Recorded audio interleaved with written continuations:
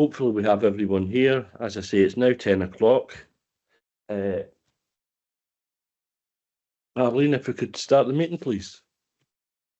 Thank you. Can I just remind everybody that the meeting has been recorded and will be placed on websites for public viewing, and I'll now do a roll call. Councillor Lynn. Present. Bob's going to be late. Councillor Toland. Hi, yeah, I'm here. Councillor McHugh. Present. David Cheap. Yep, present. Colleen Carrollton. Present. I've had apologies from Glyn Lloyd. Dave Berry. Present, Arlene. Christine Jones. Present. David Wilson. Present, Arlene, thanks. Susie Brown. Present, thanks. I've had apologies from Sanjay Pillai.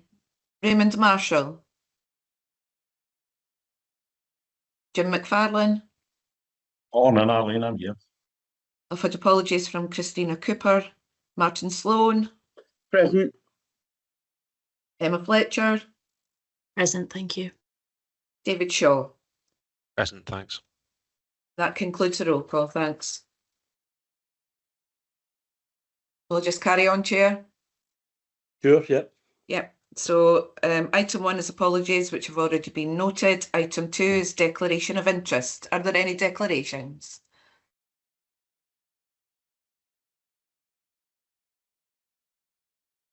Nope, doesn't look like. Okay, so that takes us on to item 3, the minute of the previous meeting held on the 23rd of October. The minute is submitted for approval.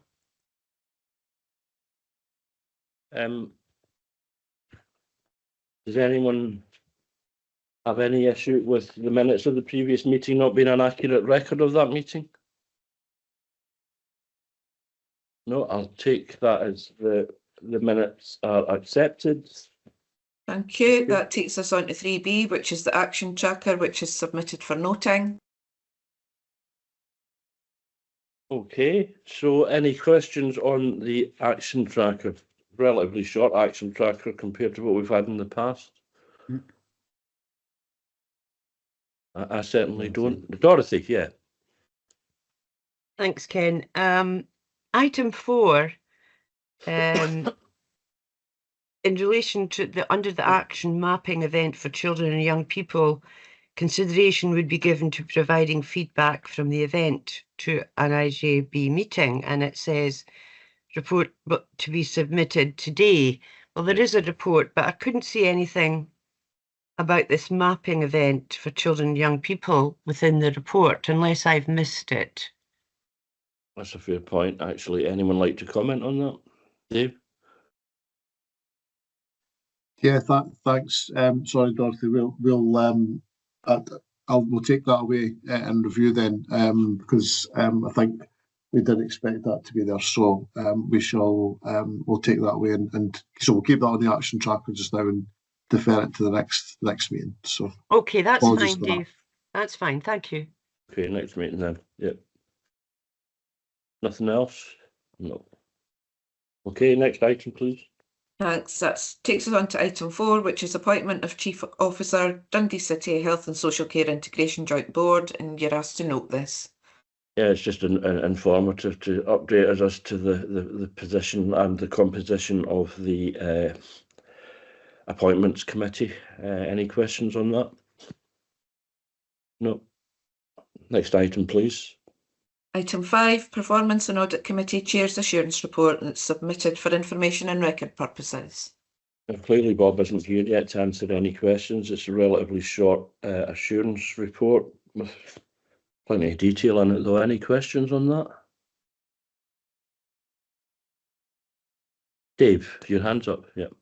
Yeah, sorry, Ken. I was just wondering whether we might want to kind of wait until Bob's here. I don't know Yeah, if it's we will not a bad want idea. on it, Yeah, but that maybe would just make sense. defer Yeah. it till he arrives. Thanks. Yeah, makes sense. Yeah, we'll have item 5 then after Bob's arrival. Okay, so that takes us on to item 6, which is Inpatient Learning Disability Transition Update, and this is for noting. Thank you. I believe Sandra McLeod is going to speak to this. Good morning, Sandra. Good morning, Chair. Yep, thank you, colleagues. Everyone will have had opportunity to read the paper. The paper just really outlines where we are against each of the recommendations. It continues to note the risks that we have with the move from a single site from both Strathmartin and Carsview to Murray Royal, and the risks and how we're working through those with regards to staffing, the accommodation being fit for purpose moving forward, and how we're working with patients and families. Happy to take any questions, but hopefully the paper's quite explanatory about where we are. Progress is being made. Yes, it is explanatory. I think it's really important that we get people moved out of Strathmartin and to Murray Royal as soon as possible. Although it does say in the report, I think there's several hundred improvements been made to the current accommodation, and more than half of them have been completed, I believe. Now, it says in the report, I think the date of August 2025 is mentioned. Can we rely on that date, or is there likely to be any slippage? I certainly hope not. So we've been working with our clinicians. Our Estates Department have been working really well with the clinicians to design the accommodation that's required at Murray Royal. Given the length of the delays that we have within Strathmartin, people who are delayed and the environment that they require, that's taken quite a bit of work and planning with the clinicians to ensure that the environment's redesigned, so we will have to build enhanced care areas. So the final agreement from the architect's drawings, working with the clinicians, was agreed last Friday. So they're now progressing so that we can get them pulled together. We will then share them with the PFI, the owner of Murray Royal, that it's a PFI building. Mm-hmm. They'll get put onto theirs, and then we'll get a firm timeline for when the work will be completed, subject to supply chain, all of that. So at the next update, we would expect to have a firm date for the move from Strathmartin. However, we are planning events in early January on the 8th, the 10th and the 14th, one in Angus, one in Dundee and one in Perth, to engage with the wider system about other moves that we will be able to possibly experience slightly ahead of that. But the August 25 date is still definitely the one that's there, but the only thing that will be subject to any change with is when we get feedback from Robertson's about how quick they can do the work that's required. And as I said, the work is more extensive than originally planned because of the clients that they're moving. Okay. It would be good actually if we could just have even maybe an agenda note on as soon as that date becomes available. But thanks for that. Now, yep, next happy up, to commit to that. Thank you. Next up is Dorothy. No, sorry, I beg your pardon. It's Carolyn. So that's me using my wife's name again. Ken, you know what? I was thinking there's not a Carolyn here, but you've fallen into that trap again. The participant list can't lie. David's. Right, morning everyone. It's really for clarification, Sandra, and probably Dave can help with this as well. But there has been questions raised between non-execs on NHS board about the funding here, particularly one with the move from Carsview to Murray Royal, but I suppose with Strathmartin as well, about the money that will go, because Carsview is on the NHS Tayside effectively, the costs of healthcare, these people moving into Murray Royal and under basically Perth and Kinross jurisdiction, can we get some clarification on the funding? Will the funding follow with them? Because clearly the funding is kind of coming out of the NHS Tayside budget, if you like, and there's going to be an added liability put onto Perth and Kinross. And there seems to be a bit of a question as to this. Can somebody clarify that?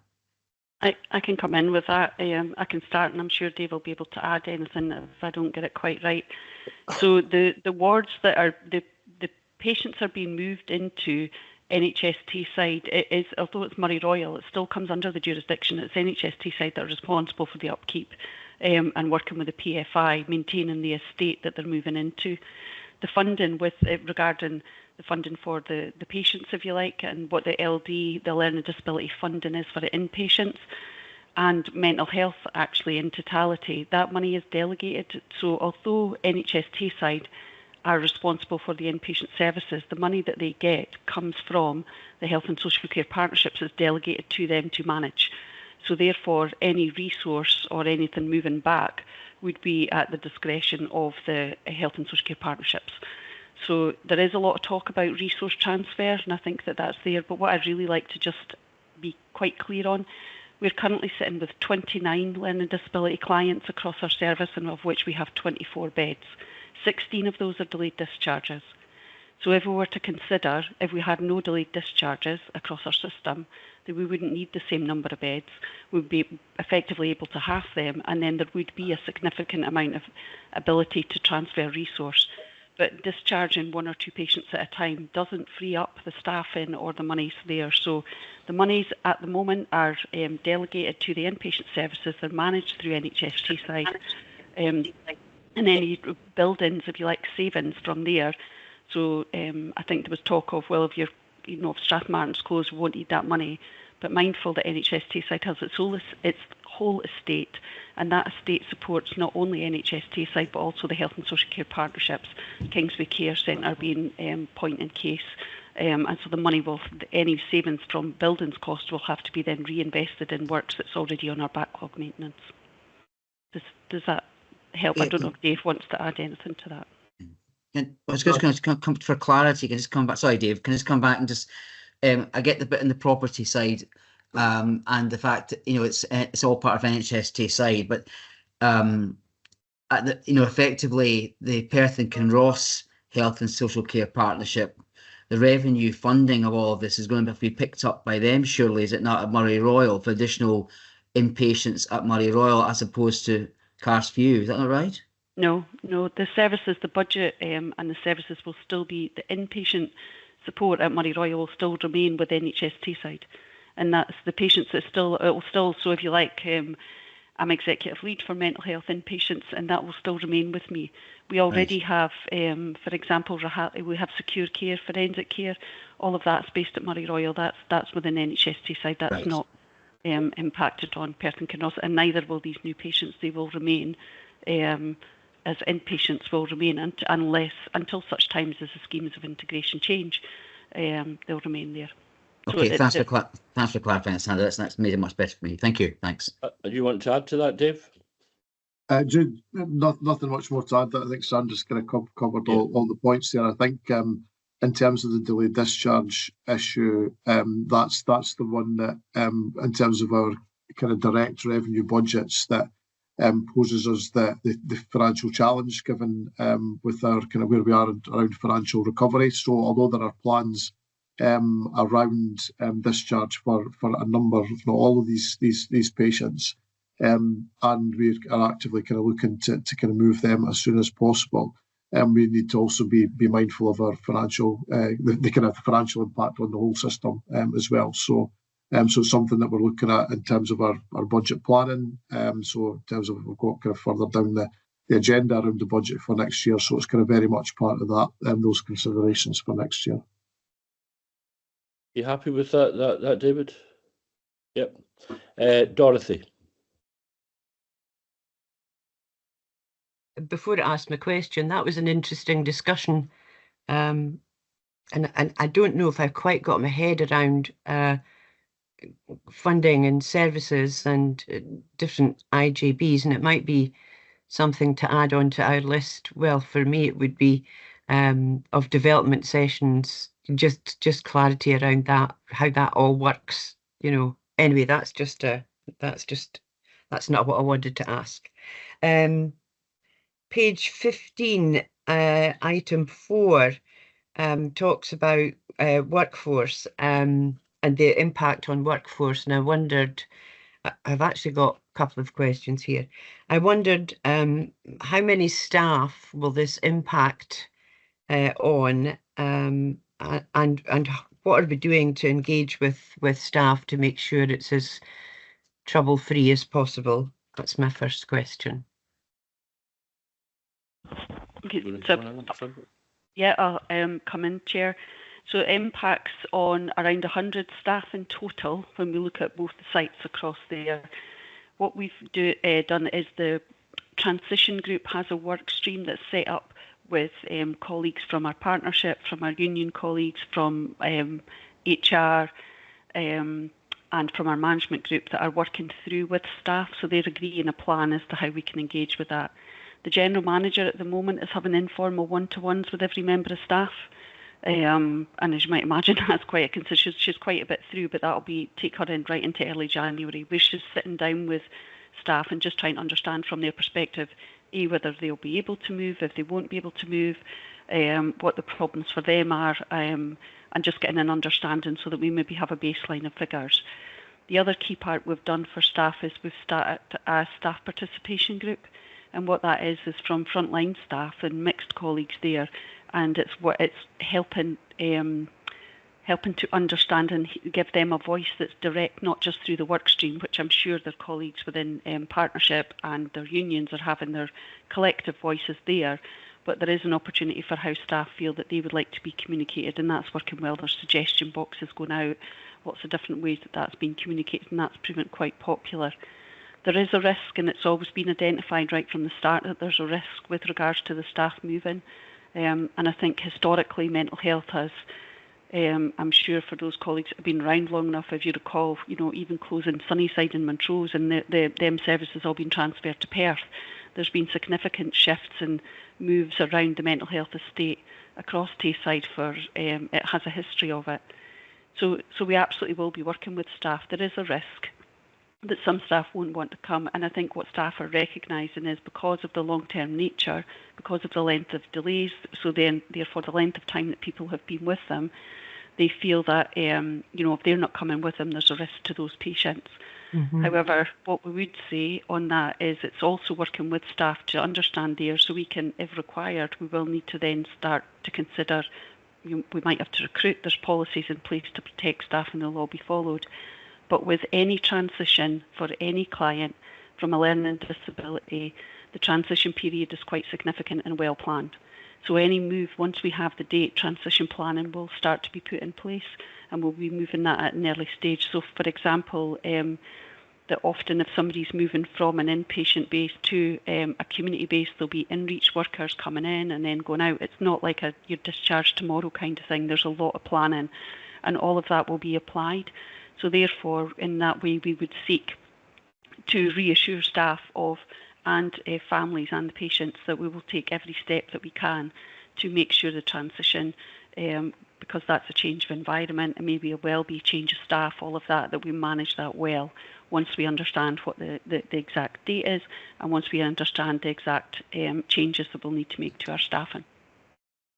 Thank you for that, and thank you for raising the issue of the sort of relationship with patients and the issues around that.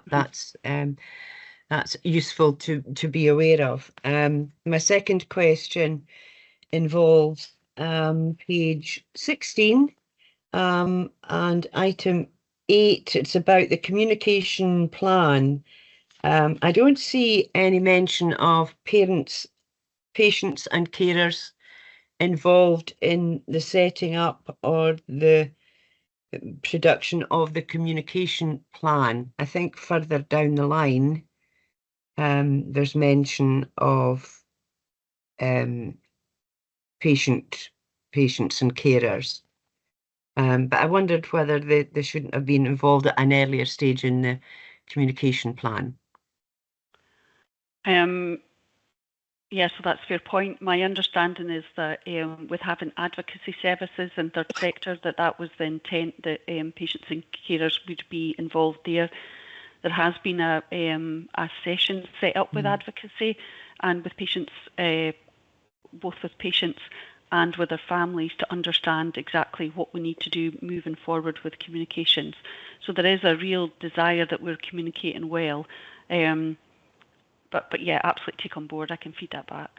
It's a good point that possibly there isn't representative on there of actual families. Although I think we did reach out, but I don't want to say that we didn't get anyone back. But anyway, I'll take that back and I can come back and update through Dave if you like.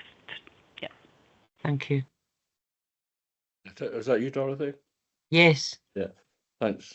Next up is Sorry, Raymond.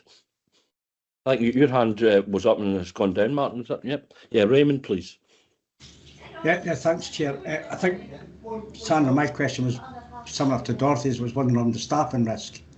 So my understanding is that, like you've described, there's an exercise going on at the moment where there's canvassing the staff around the likelihood of them being able to go to do the move to Perth. So the early indications that I have is that there's quite a considerable amount of staff that won't.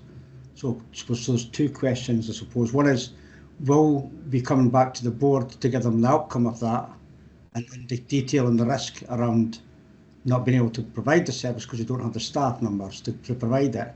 You know what I mean? And when would that be coming back? And then what is the likelihood that you will have to come up with another plan, I suppose, about the delivery of these services for these patients? Because it's not just the risk about staff not going, it's the risk about patients not having the same staff going as well and changing their environment. That's a significant risk for the patient. So that's my, we as staff side and teams, we've been raising the risk around the ability for, not the willingness to go, the ability for staff to go. And I think what the exercise that you're doing at the moment will identify how high that risk is and when will it come back to the board. Thanks. Do you have anything to add to what you said earlier on that topic, Sandra?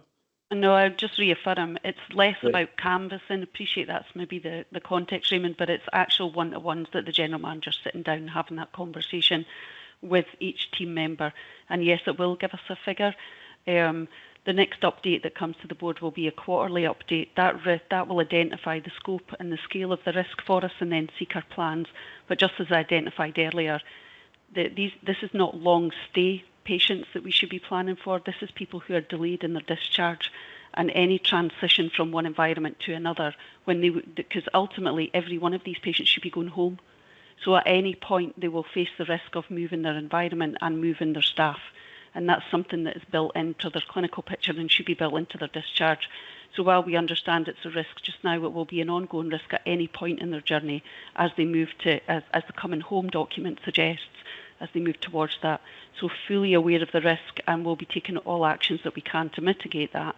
And once we know the numbers, then we will be working through the work stream to understand what the plan is for that. Okay, Raymond. Yep. Yeah, thanks, Chair. Yeah, we have a different opinion, but I think that's the response. Thanks. I noticed Dorothy's hand's up again. Yes, sorry. Another thing occurred to me. If you would please indulge me, Ken. Yes. Near the end of the report on page 18, it talks about an equality impact assessment will be developed, and the draft document presented to the Learning Disability Task and Finish Group for approval. As you might know, I have a particular interest in impact assessments, and I just wondered what this equality impact assessment will be on. Will it be on the move? And at what stage would we at the IJB see any kind of impact assessment on this proposal, or have we seen it already, or is it none of our business? Could somebody elaborate, please? Yeah, so the qualities impact assessment, I apologise because it is something that we've tried to get. I had hoped it would be in accompanying this update. Each of the qualities impact assessment has to be done. They're separate ones, so there's a group that are working through that, a collective group that are working through with representations from all the 3 health and social care partnerships, plus the inpatient, plus clinicians. It's taken longer than anticipated, but there's a real push to get that across the line, and my ambition is that will accompany in the next quarterly update. But you may well see that that it may well have to come through each of the IJBs separately to understand the impact of their the qualities impact may well have to come through earlier. I'm not sure, but it's definitely on the agenda, trying to work that through, and as a minimum you will receive it with the next quarterly update for site. Okay, thank you. Again, my apologies, it's not with the report for this time. Yeah, thanks for coming along today to speak to this report. Sandra, which is for noting, so it's duly noted, and thanks everyone for the questions.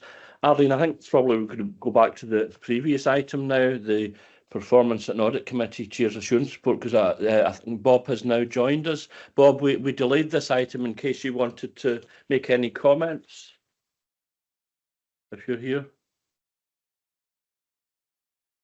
I think he is. Helpful. Oh yeah, there he is. Helpful. Yeah. I put my sound on. I think the report speaks for itself, Chair, yeah. and I'm happy to take any comments. Are there any comments on this? No. It was a good working meeting, Ken. I just wanted to. Yeah, I can see that from the report. Yeah. Yeah. Okay, thanks for that, Bob. Arlene. Okay, so that takes us now on to item 7, which is the Winter Resilience Plan, NHS Tayside and partner organisations, and this is for a decision. Yeah, this is for approval, isn't it? And let me check my notes. Speaking to this is Fiona Gibson with Angela Smith. Yeah, morning. Thank you, Chair. Morning. So yes, this is the Tayside Winter Resilience Plan that's been developed by NHS Tayside, Angus, Dundee, Perth and Cnoss and Fife Health and Social Care Partnerships and Scottish Ambulance Service as a partnership. And we are towards the end of the organisations seeking endorsement just because of the timing of all the meetings. I won't go through the full plan. I'm sure people have had time to read it and will recognise that there's been a plethora of work that's been ongoing within the partnership to manage the predicted increased demand for services over the winter period. We recognise that the plan is based on a significant amount of data and predictions on what will happen over the winter period. But we have whole system collaboration. We check in on a daily basis to respond should the reality be different from what we're expecting. The tabletop exercise, since the plan was written, we have tested it out in a tabletop exercise and Dundee Partnership participated within that. That happened last month, and predominantly the test was focused on limited access to care within community settings, and I have to say that the test went extremely well with a small amount of action points that were identified. And finally, just to note that we are going into winter in a strong position in terms of Dundee Health and Social Care Partnership. We have been the top performing partnership in Scotland in terms of delayed discharges for a significant number of weeks over the last 9 months. And that reflects how the whole partnership is working, so our community services as well as our hospital settings as well. But happy to take any questions on the plan. I'm pleased to hear that we're doing better than anyone else in terms of delayed discharges. Most recent stats I saw, I think we were 3rd in Scotland, but I think the figure you've given is based on the last few weeks. So yes, I certainly hope we can maintain that. The document itself, the Winter Resilience Plan, is extremely detailed and gives me confidence that pretty much every angle has been covered, even down to making sure there's shovels in vehicles, as mentioned at one point, which you would need, I guess, if there's a heavy snowfall. Take questions now, Dorothy. Yes, I echo your comments about the delayed discharges, Ken, and good work. It's a pity that it's not filtered down to learning disability delayed discharges. Hey ho. This is a good report, and as Ken says, it's substantial, and goes into a great deal of detail. So we know what's what. My question really relates to timing. We're asked to approve this plan for submission to the Scottish Government. Now, what are we today, the 11th of December? I'm assuming the plan started, these things are kind of in place and, they would have to be. But if this got to go to the Scottish Government following this meeting, I mean, I'm not concerned about it, but I just wondered about how the timing works here. So the plan has been submitted to the government, a draft form. The government are aware that it needs to go around all the partners for endorsement before it's finalised, but they are aware of the plan and the content of it. Okay, that's fine. Thank you. Well, the only other thing that I thought was at 4.2, when it's the 4 priorities that seem to relate to the winter plan, they're just exactly the same priorities we would have at any time of the year, aren't they? Absolutely, and very much a lot of our plan for Just the a restatement of that then, yeah. is really around business as usual and looking at performance across the whole year. I think a lot of the particularly different elements in terms of the plan for the winter periods much more sit in the acute sector when they are looking at additional beds and how they're going to manage them. But certainly from a partnership perspective, we take a lot of a business as usual approach. Thanks. And the other thing was at 3.1, just at the very final sentence at 3.1, the IJB we'd previously set aside £1,740,000 utilised last year, and the balance is 246,000. Dave, is that going to be enough? Because it's a third of what we contributed last year. Or am I just getting mixed up with numbers here? Christine. Actually, I keep forgetting Christine's the new Dave. Sorry, Christine, you're the Chief Finance Officer. Maybe you could answer that one. Yeah. So the balance that we've got from that set aside funding for the £1 million is included in our financial position for this year. But given where we're at, no, you're right. It's not enough. We don't have enough money to support the type of activity and performance. But we're continuing to do this because it's the right thing, but recognising that we're in a financial recovery situation, and we need to be managing this as best as possible. So and with the resources, so you're right. 246,000 is not enough to do everything, given that we're sort of almost £5 million over our financial plan for this year, which we'll obviously come on to. But you know the performance though is the right thing to be doing for our patients and our service users. Thanks, Christine. Dave, you want to add anything to that? Notice your hands up.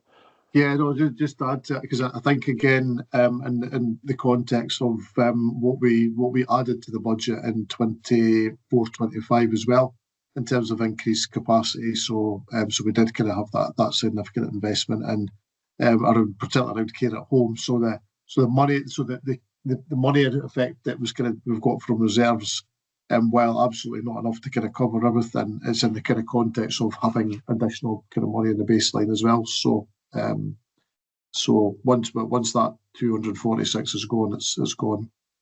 Yeah. Well, I think as Fiona said, that we're in a fairly good position with the winter plan. So hopefully, I guess it's always a case of, to a certain extent, of crossing your fingers when winter comes because there's so many unknowns. But so far, so good. Let's hope it continues that way. And there are no further hands. And thank you very much for your for answering the questions that members have put to you, Fiona. You're free to go if you so wish, or you can stay for the whole meeting. Thank you. Oh yeah, no, I can't move on until we've actually approved the agenda item because that's what it requires. I mean, as I said, I don't think anyone's going to disagree. It's a very comprehensive document. Seems to cover pretty much every angle, as I said. Are we happy to approve? Thank you. Thanks, Chair. That takes us on to item 8, delivery of the Primary Care Mental Health and Wellbeing Framework Annual Update, and this is for a decision. 67. Just sorry, I'm just getting to the page here. And yeah, Emma Lamont, if Emma's here, is going to, or Lamont, have I got that wrong? Or is Emma here at all? You've got them right. Hello. Hi, I'm Emma.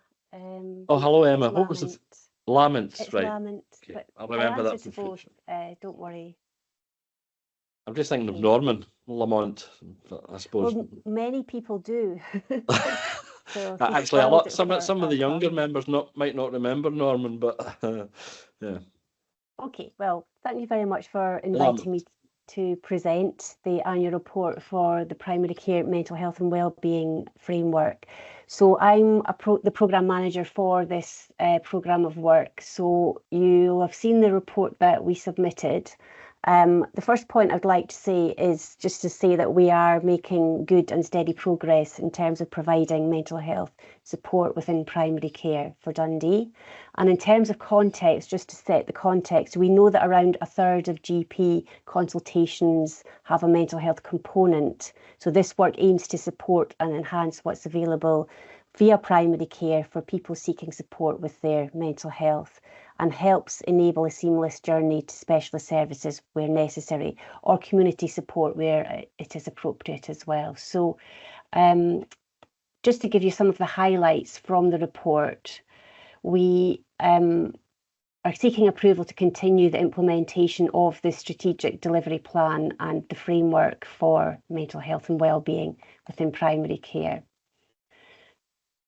We have 5 distinct services that work alongside and within GP practices, and you'll see them in Table 1. You'll note that they all have a distinct role, but together they combine to represent a team that supports a number of different identified facets of mental health and wellbeing. So you'll see that most of the teams have around 8 full-time equivalents. Some have a little more, some have a little less, plus management support. So relatively small teams covering quite a large amount of work across the city. The services are very busy, and we collect data on their activity and performance in terms of that.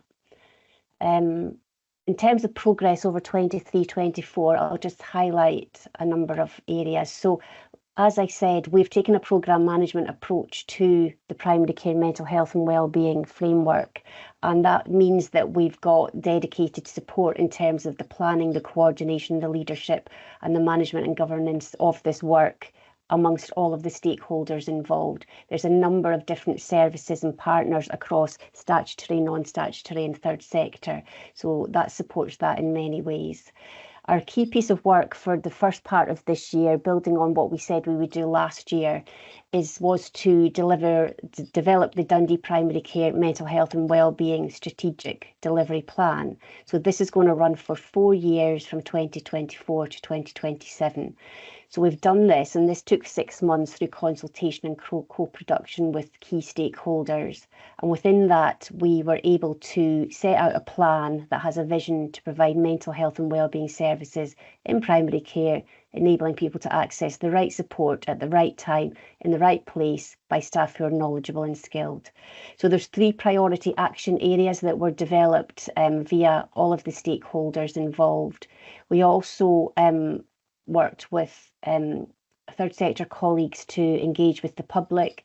We also worked with NHS Tayside, with public partners, and engaged them in discussion as to what is important to people, and also people with lived experiences as well. So we came up with these 3 priority areas for our programme of work, this being awareness and navigation, service delivery and development, and measuring outcomes and success. So I'll just highlight a few of the key areas that we've managed to achieve this year. So the main area around awareness and navigation is to raise awareness and improve navigation for the public and practitioners of what's available for mental health and wellbeing care or support within primary care, but also dovetailing into the local community. So really thinking about people in a whole system approach rather than just within one service and what is our role and responsibility, but making sure that there's a safety net and a tight net of support across all services for people. So we have done a number of things. We've developed comprehensive information about what is available and how people can access this. We developed an NHS Tayside website, so that took place over a number of months this year. And in addition of including what are those primary care services that you see in the table in the report, so that's publicly available on the site. We've also included an A to Z directory of all services that can support people within communities, both locally and nationally, around mental health and wellbeing. And again, taking into account the sort of very wide-ranging factors that can affect mental health and wellbeing, in terms of financial inclusion, energy efficiency, housing, mental health specialists, all that kind of thing, community support, exercise activity, and all of the specific services that are available both locally and nationally to support people that we can include. So that's on the website now. That was launched on the 16th of November, and we're currently raising awareness of it with partners and agencies and services across the city to try and have as many people aware of it, as many people who may come in contact with someone requiring support, that they can go onto the website and help people navigate and direct people to what might be suitable for them. So that kind of community navigation of care and support, we're looking to really work with as we go forward, but we've made a good start in terms of that. We've also installed TV screens into GP practices, so when people are in their GP practice, they'll see a rolling programme of information as to what's available for primary care, mental health and wellbeing. That includes Hope Point, who sits just on the fringes of our work within primary care and is a key aspect of what we use to support people who may be in crisis and struggling with their mental health and need support immediately for that. We've held protected learning events with primary care, so that being over 100 primary care staff, GPs, reception staff, practice nurses. We've held 2 of these this year where they had a mental health and wellbeing and suicide awareness and prevention focus. So that was really, they went really well and we got really positive feedback. We've also been working with our primary care colleagues in terms of referral guidance, so that GPs working within practices in clinic know what's available for people that's up to date and relevant, and how to easily and successfully refer people into specialist mental health services, as well as some of the wider community services. So the work's ongoing for this, but we've managed to have around 14 services added to what they call Ref Guide, which is their internal referral guidance system that they will go on while in clinic and see what's available. So this is a big step forward as well to work with GPs and achieve that. Something else we've achieved is that we've established a multi-agency children and young people's mental health and wellbeing group with a wide range of partners. So I heard it was raised around the mapping event. So this leads on to the mapping event for children and young people. When we held the mapping event, what it was in reality was a series of around 3 meetings with partners within children and young people services. So those being education, health, schools, third sector, social work. And by coming together, we were able to map and identify what is available for children and young people's mental health and wellbeing within the city. From that, we decided that that was a really positive experience, and there was really a lot to gain from being able to share information and awareness of what was happening within the services. CAMS are also involved in that group. So we agreed that we would continue to meet and that we would take forward a number of collaborative efforts to raise awareness of what's available, so that everyone working within every service knows what's available and how to direct children and support families. So we're using the principles of GIRFEC. So primary care has a role within children and young people's mental health and wellbeing. But if we're following the principles of GIRFEC, then schools and education have a large role within that. So again, we're working through that GIRFEC process, and we are represented as well now on the GIRFEC delivery group for Dundee, that being us in primary care. Other key areas, we're involved in liaising with local initiatives to prevent suicide prevention. So we've got primary care representation on the Tayside Multi-Agency Suicide Review Group, the Dundee Steering Group, the Tayside Suicide Prevention Steering Group, and a number of other groups. So we've really increased our presence within those arenas and are keen participants, and we see that as a core aspect of the primary care mental health and wellbeing role. In terms of service delivery, so the teams within the services that you'll see there are continuing to run and develop their services. We're looking at how we maximise efficiency and optimise what we can do with the resources. We In terms of PAMs and sources of support, we're also looking at increasing the staffing. So we've had some absences, sickness absence, but we're looking at how we can enable the services to continue despite that. And we do have some short-term funding from the Primary Care Improvement Group to support some of that work. The Welfare Advice and Health Partnership. So this is currently offered within 11 GP practices and enables really excellent support, as well as the community listening service.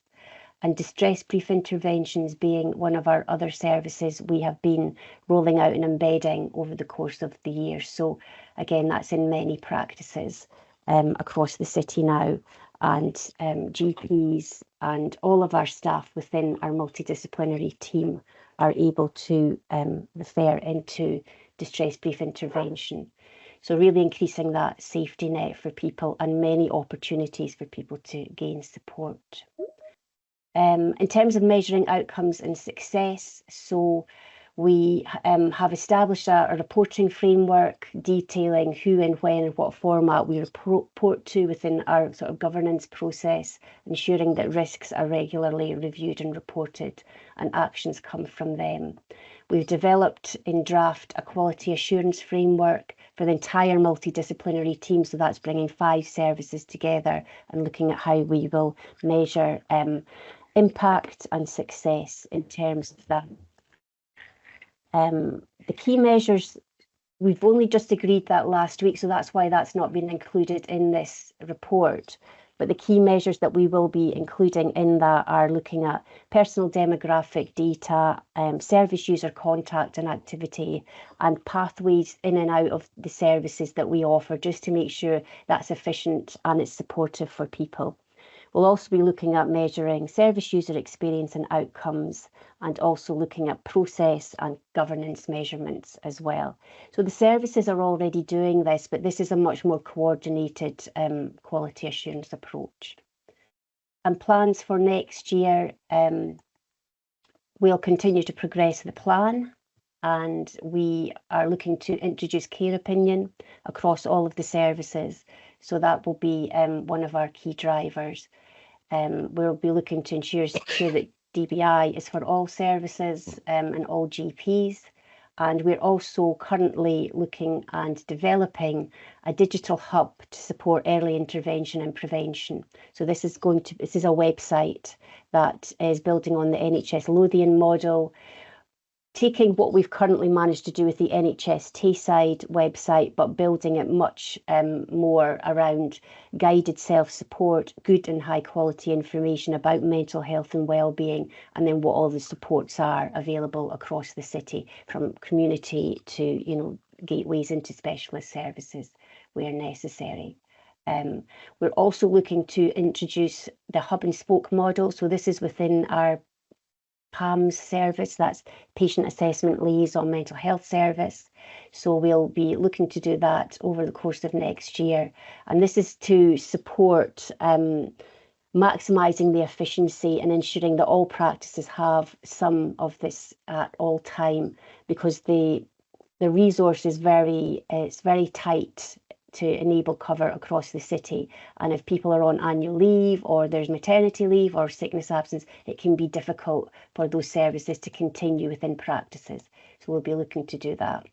Also looking to increase our links with the Tayside out of hours service to ensure that where people are presenting out of hours, they're still offered the same range of services that are available in hours, bearing in mind they won't be able to access them, but they can be signposted and directed. So making sure that if someone presents out of hours requiring mental health support, they can be offered that immediately, but they can also be directed to what's available in primary care. So directed or signposted to sources of support or the mental health nursing service.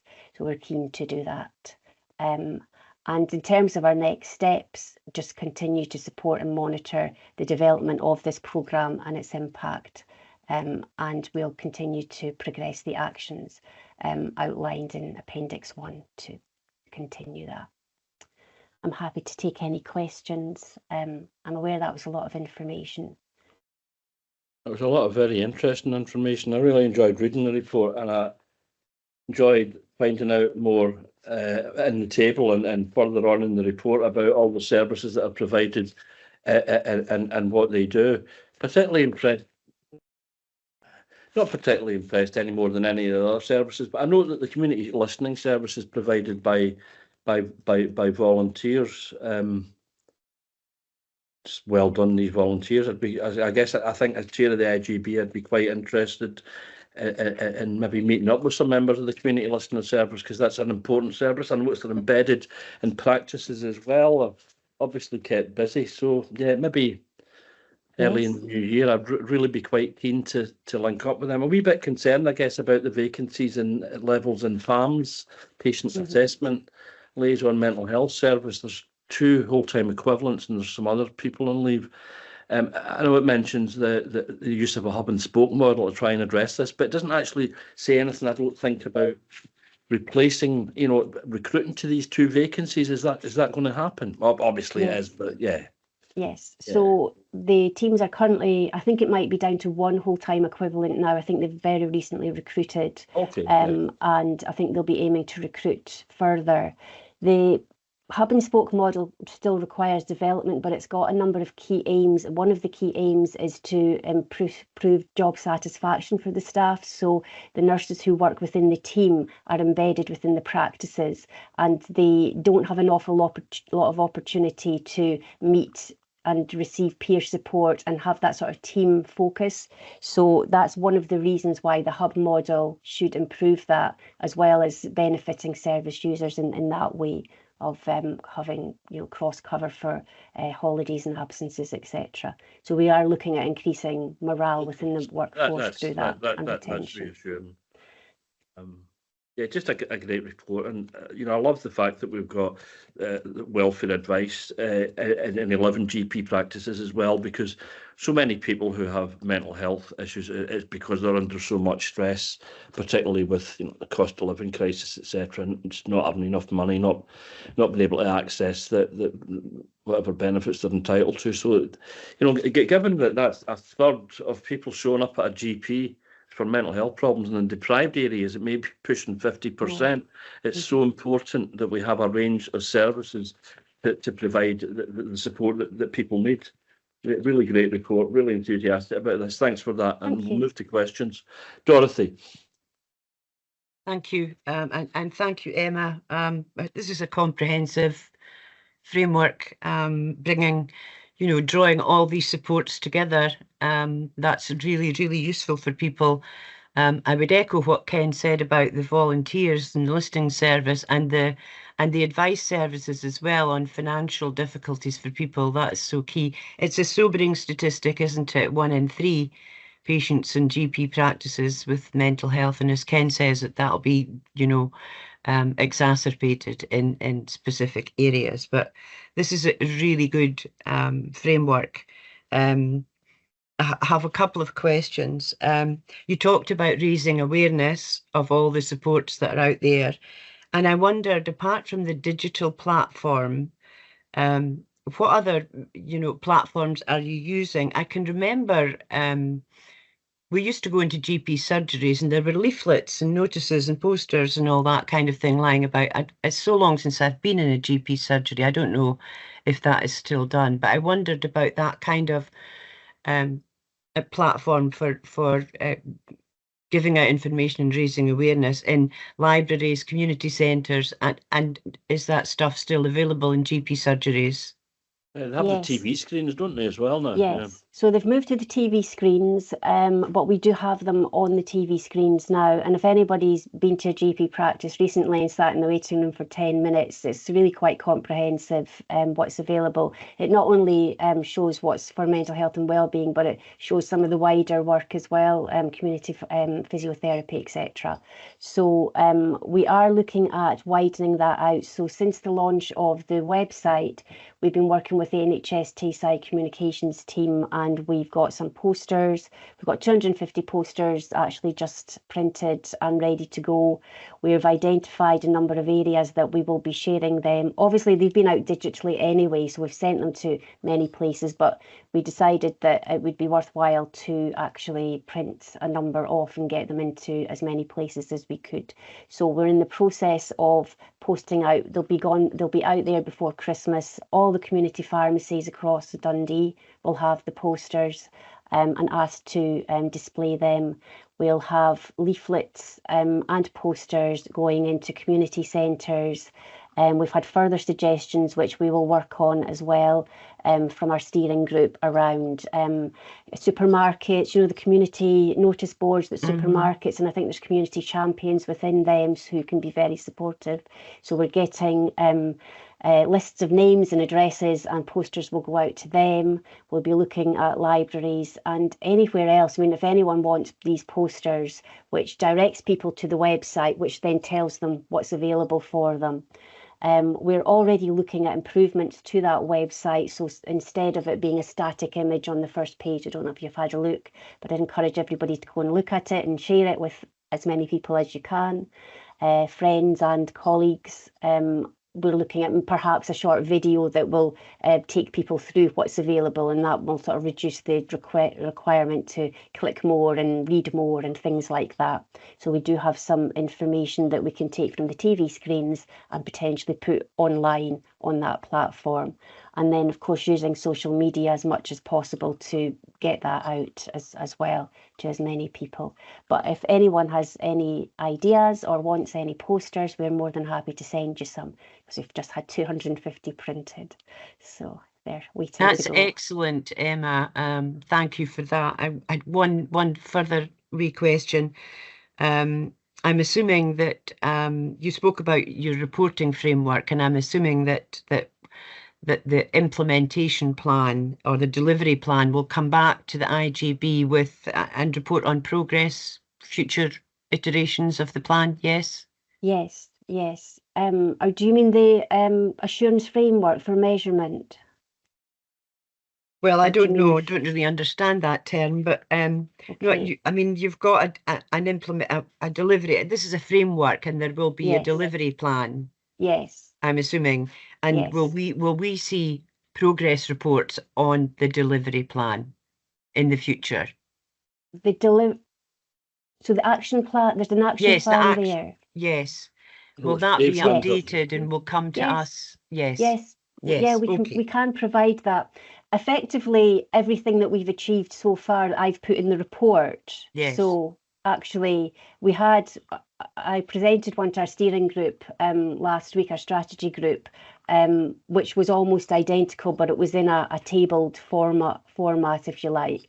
But I've just followed the same. It's the same information in this plan as in the delivery plan, but I could include that as an appendix next year, if you like. Sorry, I may be confusing. I was really referring to the action plan that's here. Yeah. And will we have progress updates on that action plan at intervals Yes. going forward? Yes. Yes. Okay. Okay. I can probably provide that for you next year if you wish. Yeah.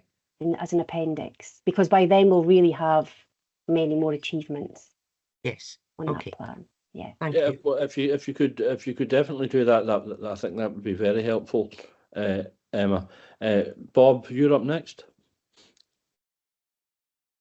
Thanks very much, and I concur. It's a very comprehensive report. Thank you so much, Emma.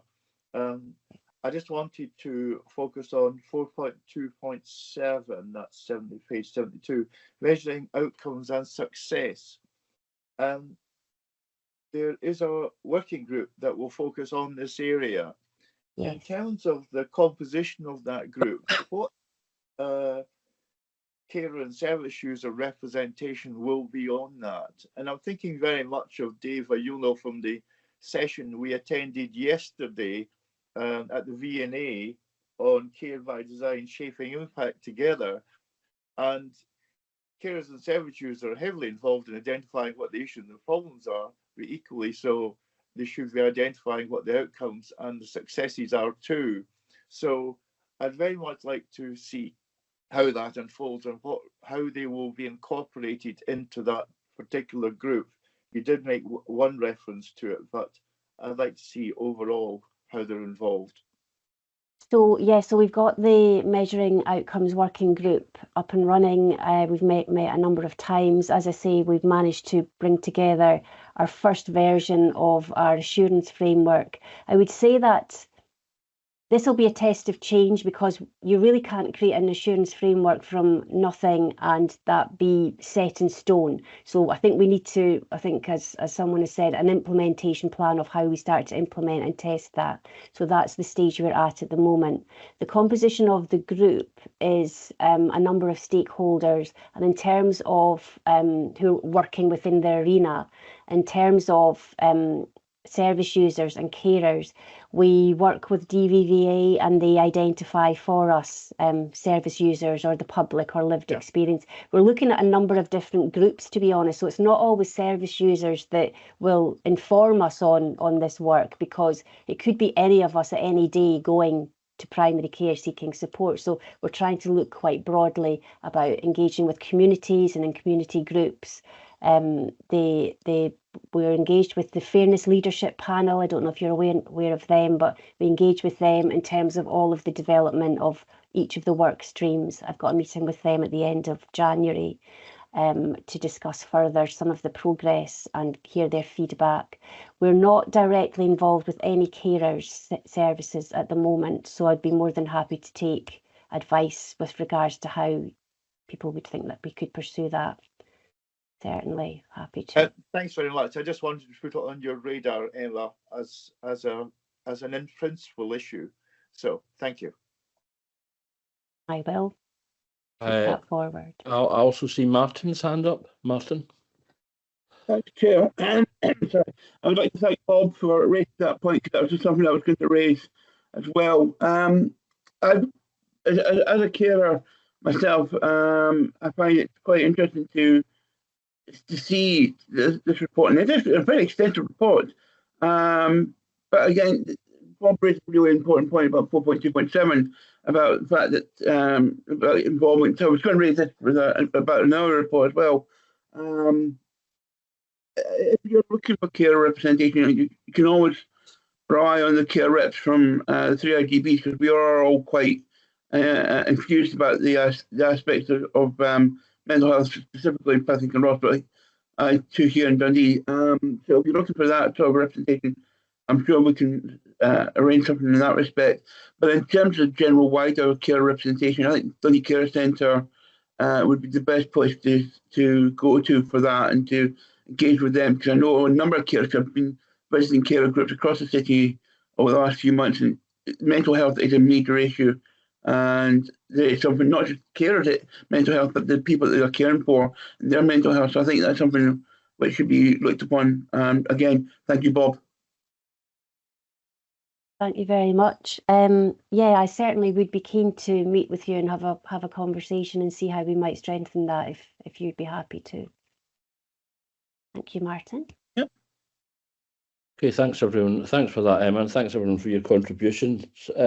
We're asked to note the plan, note the progress, and we're also asked at 2.3 to instruct the Chief Officer to provide a further report on progress made against delivering the Dundee Primary Care Strategic Delivery Plan for Mental Health and Wellbeing to a future IJB. I'm sure that we're all happy to ask Dave to do that, particularly given the interest that everyone's shown in this topic. It's a very important topic. So is that agreed?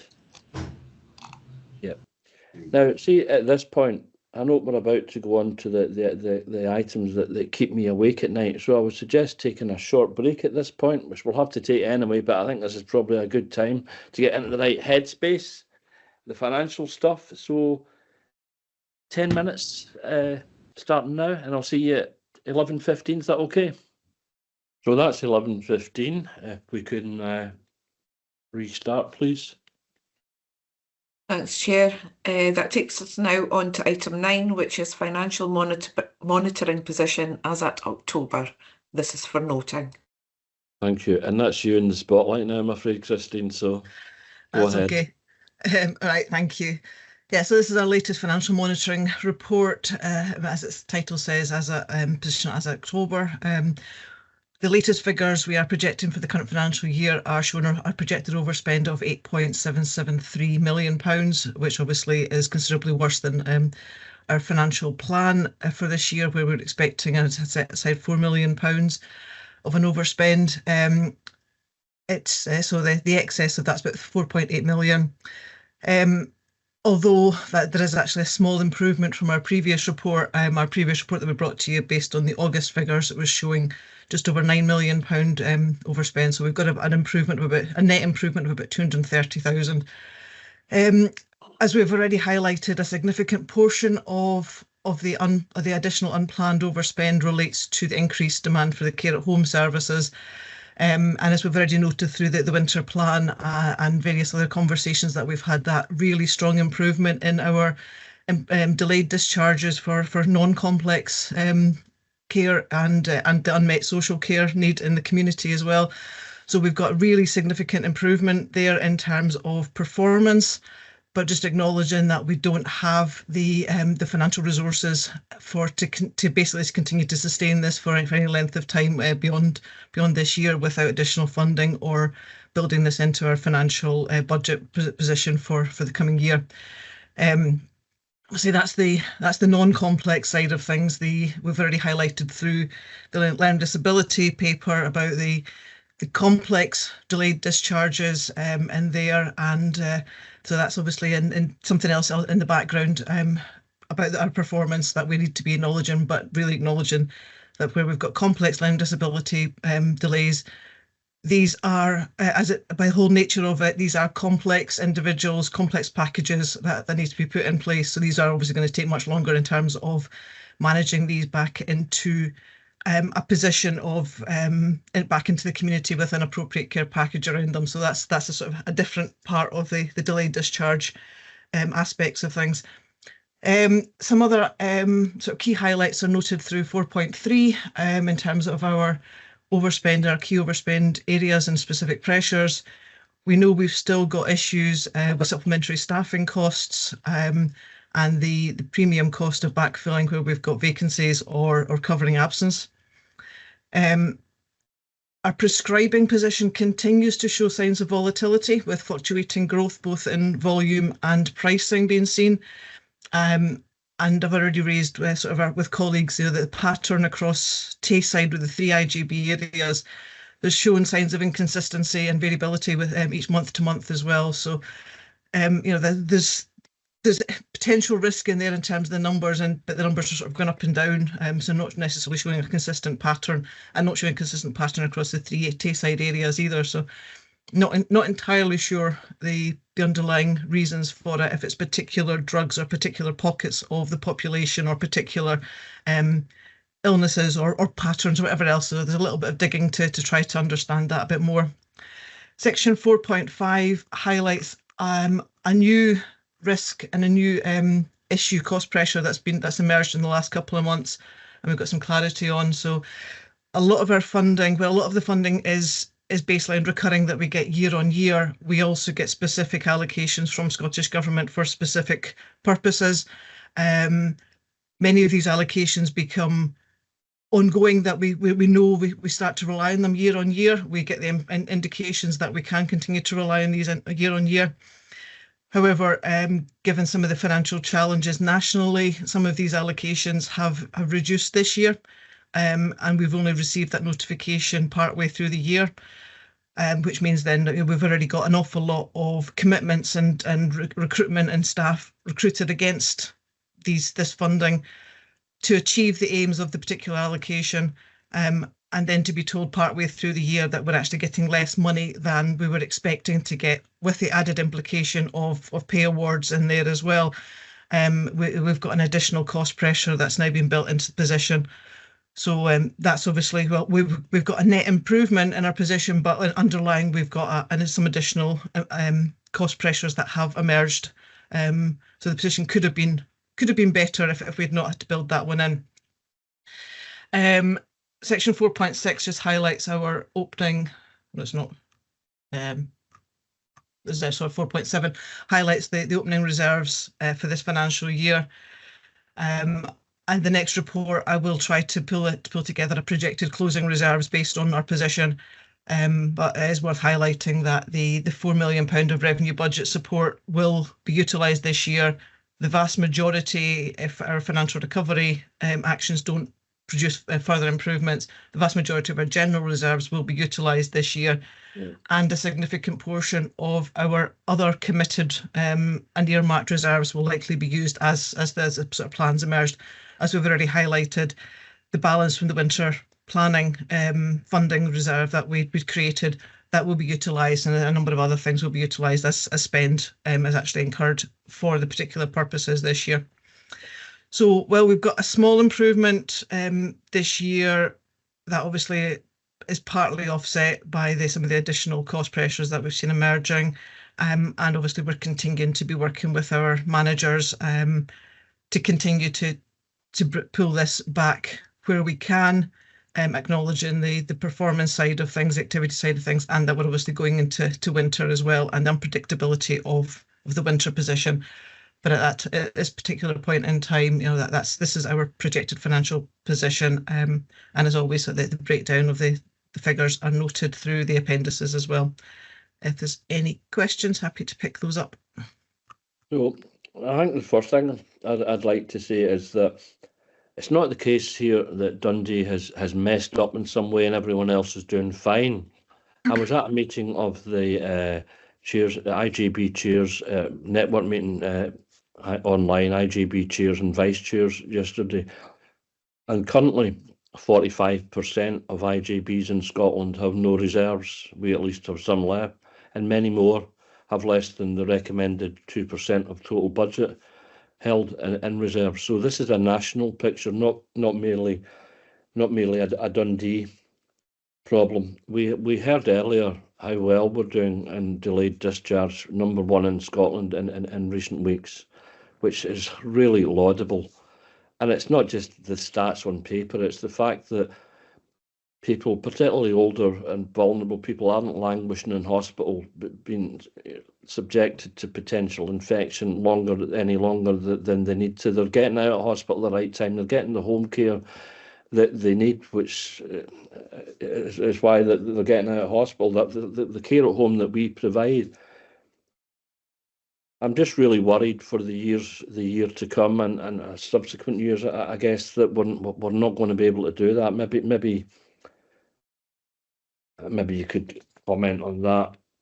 Just and another thing I was thinking about in terms of the amount that we spent on bank and agency staff and overtime. And this isn't a firm proposal. I guess I'm just thinking aloud here. I'm not going to put anything to the votes. But if we were to pay those staff more, wouldn't that reduce our problems with recruitment and retention and potentially save us money in the long term? So in terms of future years, you're correct. We do have a major financial challenge coming up, and obviously one of the later papers we'll be looking at the 25-26 budget outlook, and we will need to be mindful of financial resources, staffing resources, all our capacity in the system to be able to sort of manage this as best as possible, but also to be mindful of the performance that we want to be achieving and the strategic direction that we want to be achieving. Actually, quite a few hands have gone up from colleagues as well. So yeah, see that, yeah. You know, we've got staff absence issues in terms of things. So I don't know whether it's necessarily payment, but the payment side of things for staff is not something that we as an IJB have got direct control over. It's much more, you know, it's Dundee City Council employment side of and job descriptions and pay scales there, as it is with NHS with the Agenda for Change. So you know, I don't know whether that will necessarily make a sort of significant difference. We also pay quite well based on the national side of things for our commission services for care at home, and that's nationally led in terms of minimum pay per hour. but we also have quite a significant sickness absence, and our sickness absence, though, is really reflective of our demographics and our population of the Dundee people. So as you know, our staff are Dundee population as well. So while we've got deprivation, mental health issues, substance use issues across the city, our staff will be representative of that and have some of the same underlying health issues and frailty issues that we have. But I shall let colleagues come in and add some context to some of that, or contradict me if necessary. Actually, yeah, just before I bring in your colleagues, many of whose hands are up, I just wonder if someone could also maybe comment on, do we have any indications on government's allocated 2 billion more to health and social care, but I don't think that's clearly going to be going direct to IJB. Is there any indications yet, or is it too early to say? I suspect it may be. If you could maybe factor that into your comments as well, please. Thanks. Dave. We can, yeah, so on that point, so we can cover that in terms of the budget update report kind of later on the agenda and that as well, Ken. But yeah, some will filter through, but not probably what we need to kind of to support what we need to do here. I was just going to comment on the issue around the sort of staff pay element, just to note that certainly from Dundee City Council's perspective, they are looking to do something around really kind of showing off the kind of the wider benefits. So it's not just the kind of pay, it's your kind of wider terms and conditions and the benefits you have of being a Dundee City Council employee. Because things like the pension and the sick pay, etc., are obviously kind of really, really important kind of factors as well that people need to consider. So, and as Christian says, from an IJB perspective, it's difficult for us to influence things like the kind of structure of pay and conditions, because it's the employing authorities that kind of set those within their own sort of parameters that they need to do. So, while we'll continue to kind of push on the importance of all our professions, but particularly around social care, that's as much as we can probably kind of do around this.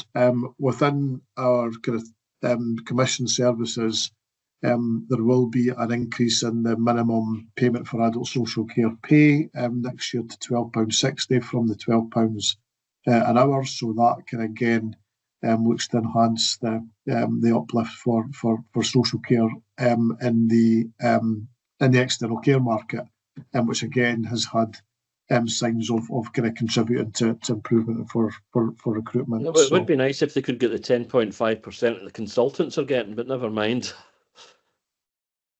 I'll not comment on that. No. Pass on others.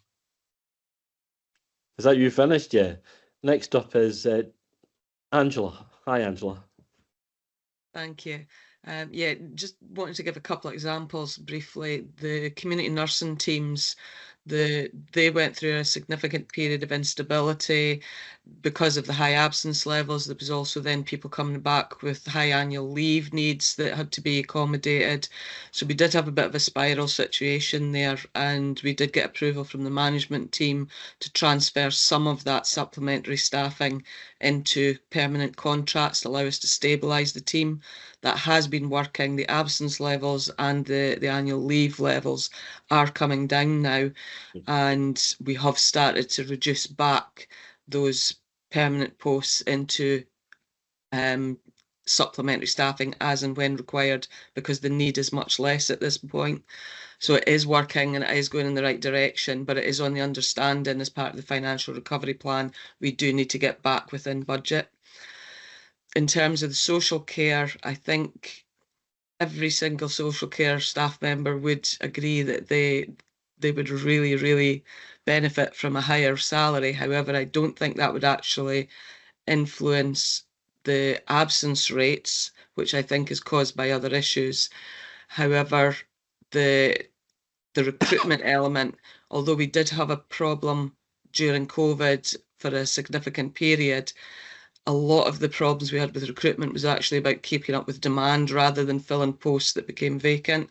So again, we have managed to keep on top of that. Things have improved. Thank you. Jenny. I'm probably not going to add a great deal to what Dave and Angie have already said.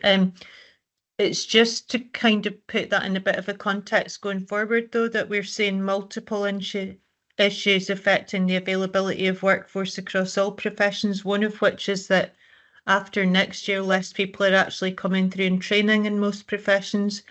Unemployment's at a very low rate.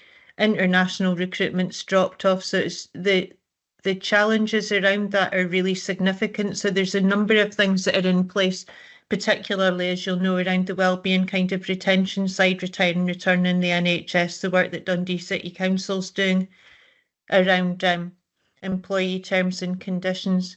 But the challenge is really significant in terms of that availability of workforce, and that's in the context of a population that's ageing and less people actually in the employable workforce. Yeah. And that sorry to be such a harbinger of doom, but no, I am too. Yeah, next up is Jim McFarlane. Hi, Jim. Yeah, thanks, Ken. I mean, similar to others, although I would say on the recruitment stuff, you know, we're not just talking obviously about recruitment to council social care workforce, but obviously the third sector and stuff like that. And the Scottish Government themselves, I'm trying to get my hands on the paper there, but can't see it. I've done their own kind of research and modelling, which clearly showed on the issue of if you increase the rate of pay, how much more attractive it is. And stuff. I'll need to dig it out and circulate it, and maybe others could find it as well, because I was really interested in reading it. I'd like to see that.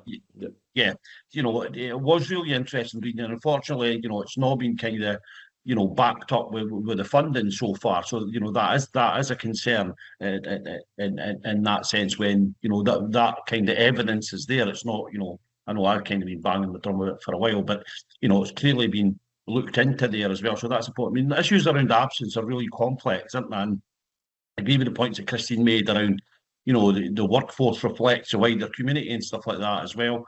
And there's a lot of work certainly going on, certainly between the trade unions and you know, the employers around, you know, trying to support people, how the whole process was used for kind of absence management and stuff like that. But it does reflect the demographics of the city and particularly pockets, and not necessarily the whole workforce.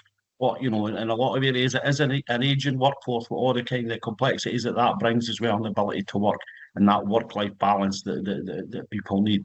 You know, and how do we keep addressing that crisis? Final question, it's just a question to Christine, and I know we're just talking about this year, but obviously I was just hearing yesterday around the rise in the employers' national insurance contributions will not be as fully funded in Scotland as it seemed to be in the rest of the UK, partly because you know, there's a higher proportion of the working population in Scotland working in the public sector, which I think should be a good thing. But, you know, we seem to be you know, getting financially penalised for that. Have we had any kind of further news on that yet? Because obviously we would need to also take that into account going forward as well. Yeah, so the budget was obviously announced last week.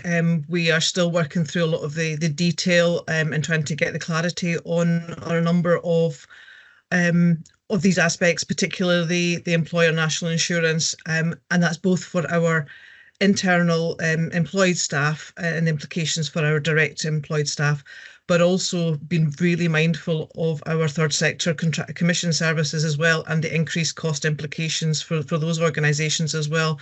So yeah, we're still trying to work that one through. I know nationally, so through the media, it was reported that the Scottish Government had highlighted, I think 500 million was the cost implications that they had calculated, and the numbers that were coming through was 300 million from Westminster back up to Scotland. But I don't know the detail about how those figures have been calculated, and therefore what that implication is out to NHS Tayside, to Dundee City Council, to the IJB, and then and what sort of flexibility we've got with passing that on to, or passing any of the funding on to sort of third sector. So, but it is something that we're working on to try to get the local details implications. Happy with that, Jim? Yeah, thanks. David. Yeah, thanks, Chair. Just going back to the paper in general, Christine, thanks. It's very, very clear and concise, the issues and some of the improvements that have been made. here, but as you say in paragraph 4.3, it basically says it all, and 4.310 makes really depressing reading. Just as Kenneth said at his outset today. I've got to just say on that last discussion though, for as far as I'm concerned, pay rates should never be a reason for absence. I mean, pay rates are separate as pay rates, and I mean, bearing in mind, looking again at paragraph, the level of absence either in the Health Social Care Partnership or Dundee City Council, that, you know, I mean, again, in the past, I've come from an industry where large sectors of our working population were being paid the national minimum wage, and we never had absence percentages, anything like that. So it's concerning that why, I mean, demographics, I get a bit about demographics, but I would always argue against any argument that pay rates are a reason for absence of these sort of levels. It just shouldn't be the case. I think what I meant, if I threw absence into the mix, I apologise, because when I said that if we paid more, would we save money? What I meant was in terms of recruitment and retention, and much less reliance on agency and bank staff. I didn't mean to suggest that it would necessarily lead to lower absence levels. I think on retention and recruitment, Ken, I totally agree from that point of view. Absence, I'm just not sure about effectively when people know they're getting paid regardless. Yep. Bob. Thanks very much indeed, and Christine, thank you so much for a very a concise report, but a very detailed report in terms of what we need to focus on. It's clear that as well as the service demands, the sections on the 4.5, the anticipated funding allocations have been a key factor in some of the challenges we're facing just now. And that is obviously a national issue, but it's an issue for us to deal with. And looking at the hemorrhaging of money from our budgets, and the financial recovery plan is only able to do so much with this, is that do we feel confident that we will reach the end of this financial year without a further dip into reserves? It would be my main anxiety at this stage. And I'm not necessarily asking you to answer that question, but it's a question that's in my mind in terms of where are we going to be before we even enter into next year. So there are serious issues here. And I suppose I'm going to ask the Chief Officer really is, what are the triggers that elevate a potential funding crisis into an area where we need to seek additional funds from both of our funders? Because that's really where we might be heading one day. So I just wonder, Dave, if you have any comment on that. Yeah, sure. I'll come in on that one, Bob. So I'd suggest when we're certainly going to move on to the budget considerations for next year, we are at that stage in terms of triggering that discussion, because given the scale of the gap that we've got and what levers we've got available to us to kind of try and balance off the budget and the timescales that we've got to do it, are going to be kind of really challenging. So we don't have many levers at all. It's really kind of about what we provide. We can't raise council tax. We can't raise get brokerage from Scottish Government, for instance, to kind of try and support our position. So as we move into the coming couple of months, as the council sets its budget and as NH&S Tayside develops its financial plan, these discussions will be absolutely kind of taking place kind of through myself and through Christine and others, and also as kind of chair and vice chair, we'll kind of have discussions with you around how we kind of move that one forward. So.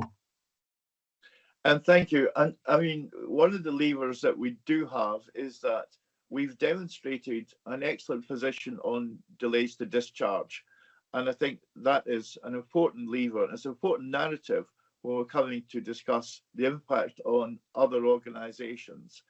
So there's something that is an important one for us. Obviously, clearly we're looking at the future budget will be about what further savings can we make as we enter next year. And I would hope that we can avoid any savings within any of these kind of savings within this financial year as well.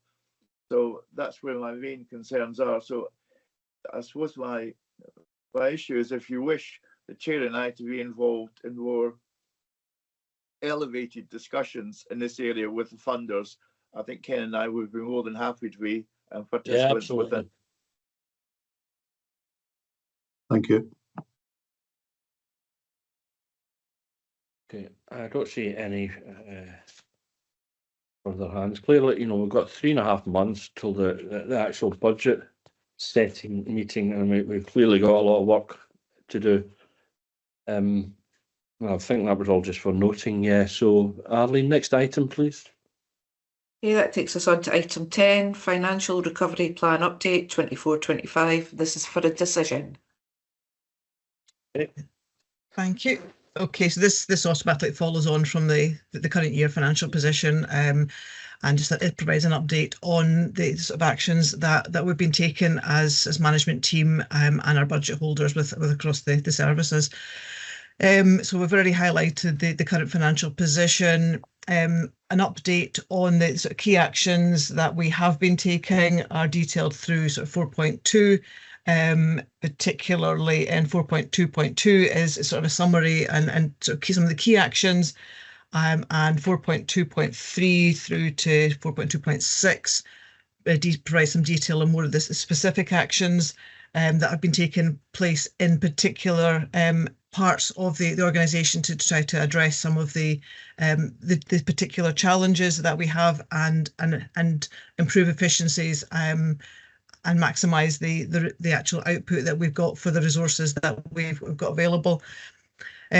So we've already highlighted that a lot of the actions that we're actually looking at implementing this year are actually long-term actions. So while we're looking to start them just now, there is the expectation that these will actually reap benefits in future years as well in terms of financial sustainability, efficiency, and maximising the resources that we've got and maintaining the sort of level of strategic direction and performance that we've got, but being absolutely mindful that we don't have enough don't have enough money to sustain everything at the kind of level that we are doing without some significant changes that in there.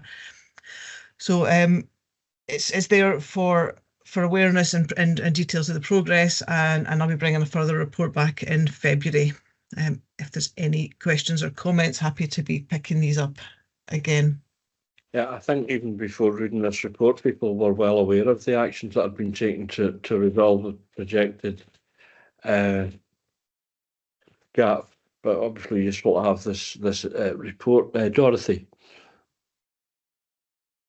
Thanks, Ken. Goodness, it's grim, isn't it? I just wonder, Dave and Christine, if you know the actions that you've outlined in this report, all absolutely necessary and hopefully, you know, will bring some relief. But is there enough there? You know, have you done any costing around this? You know, I know you're kind of, you know, looking into the future, and it would be quite difficult to say, well, that'll produce so much, and but have you any idea whether this will be enough? At this stage, and looking at the performance, to bring us back to the financial plan and the timescales that we've got left, I doubt it will be enough. I think we will need to be utilising reserves to resolve the position in the current year, but it puts the foundations in terms of this and that look forward. But it's, you know, every single penny it needs to be accounted for appropriately. So we're tightening up on everything that we can. We'll try to be represented or recognising that we've got the activity levels that we're doing, the performance levels that we're achieving, and being really mindful of the winter pressure that could come up through it as well. So we obviously don't want to destabilise the whole system position just now and drastically pull back on things at this stage of the sort of calendar year. Thank you. You've got a very difficult time ahead, Christine. Very difficult. You must be under considerable pressure. I take my hat off to you. Oh, Dave has withdrawn his hand. I think Christine No, probably. Sorry, I must have just pressed the wrong one. Sorry, right. I'm just to kind of add to it, I think Christine's kind of covered everything as well. I think for me, one of the key aspects is that some of the actions that we have taken to kind of reduce the spend have been offset by some other things that have not been within our control. So things like the prescribing. So while we've kind of seen some areas start to kind of improve, other areas have kind of popped up as new or kind of increasing pressures across the piece. So obviously as we get further closer to the end of the financial year, our ability to kind of project becomes a lot more accurate.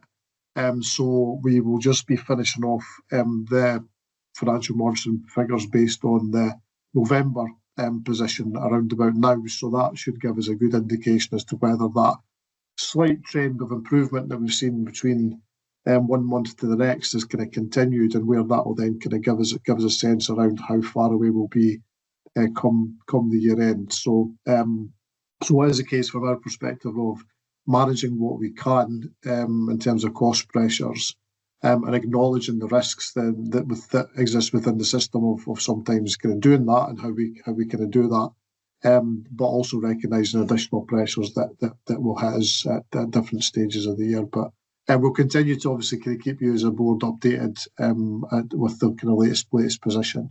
My hope is that we can make some more significant inroads to reducing the overspend over the coming months to give us a bit more flexibility for next year and safeguard some of the reserves.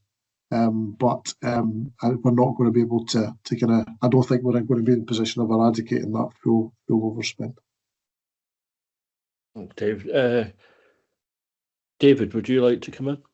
Yeah, just obviously applaud in para 4.2 and particularly 4.22 the actions here, but I totally understand, Christine, there's no way this is going to really solve any of our financial difficulties towards the end of this financial year. I mean, the need for recurring savings year on year are absolutely essential in order to balance, and start to balance budgets for 25-26 when we know there is going to be less willingness by the Scottish Government for brokerage caps in the NHS at all. There'll be none.